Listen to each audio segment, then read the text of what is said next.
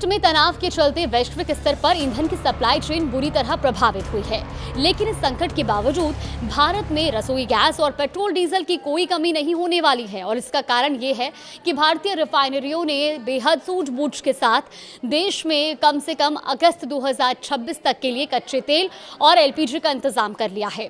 नमस्कार, आप देख रहे हैं न्यूज़ 18 का डिजिटल प्लेटफॉर्म और आज हम जागृति के साथ मुद्दे की बात में बात करेंगे मिडिल ईस्ट में तनाव और साथ ही भारत में कितनी मात्रा में ईंधन उपलब्ध है, कब तक ये पर्याप्त रहेगा। देखिए, जानकारी के अनुसार हाल के हफ्तों में भारतीय कंपनियों ने Abu Dhabi national oil company यानी कि ADNOC और अन्य वैश्विक विक्रेताओं से कच्चे तेल और एलपीजी के रिकॉर्ड खरीदारी की है और इसी वजह से देश की घरेलू जरूरतों को अगस्त तक पूरा करने की व्यवस्था सुनिश्चित हो चुकी है।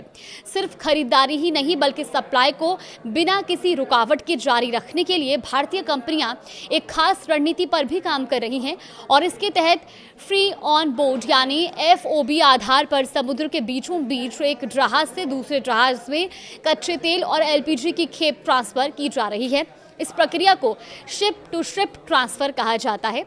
इसके लिए ADNOC अपने फुजिराहा स्टोरेज और जिक्रू और द स्वीप से कच्चे तेल की खेप भारतीय रिफाइनरियों तक पहुंचा रहा है, तो वहीं मलेशिया और ओमान के सोहार क्षेत्र में भी रीलोडिंग की सुविधा उपलब्ध कराई जा रही है। अब भारत के लिए एलपीजी की मुख्य लोडिंग फिलहाल सोहार से की जा रही है। एक भारतीय रिफाइनरी अधिकारी के पहचान उजागर न करने की शर्त पर बताया गया कि भारत के पास कम से कम जुलाई तक और जुलाई के मध्य तक के लिए पर्याप्त एलपीजी का स्टॉक मौजूद है, तो वहीं कच्चे तेल को लेकर भी अगस्त तक किसी तरह की समस्या की आशंका नहीं है। इसी बीच सरकारी तेल कंपनियां हिंदुस्तान पेट्रोलियम कॉर्पोरेशन लिमिटेड यानी कि HPCL ने भी बड़ी मात्रा में तेल खरीदकर अपनी तैयारी मजबूत कर ली है।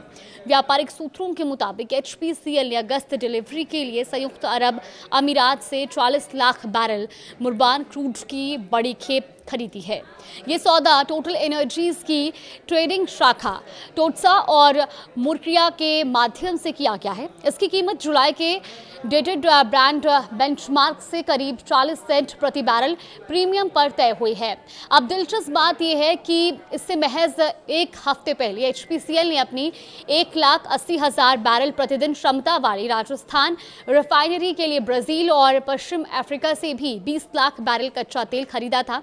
यानी कंपनी लगातार अलग अलग स्रोतों से आपूर्ति सुनिश्चित करने में जुटी हुई है और सिर्फ HPCL ही नहीं बल्कि इंडियन ऑयल कॉर्पोरेशन यानी कि IOC और Mangalore refinery and petrochemicals limited यानी कि MRPL जैसी बड़ी भारतीय कंपनियों ने भी स्पॉट टेंडर के जरिए तेजी से खरीदारी की है। दरअसल मिडिल ईस्ट में संघर्ष शुरू होने के बाद भारत ने अपनी ऊर्जा रणनीति में समय रहते बदलाव कर दिया।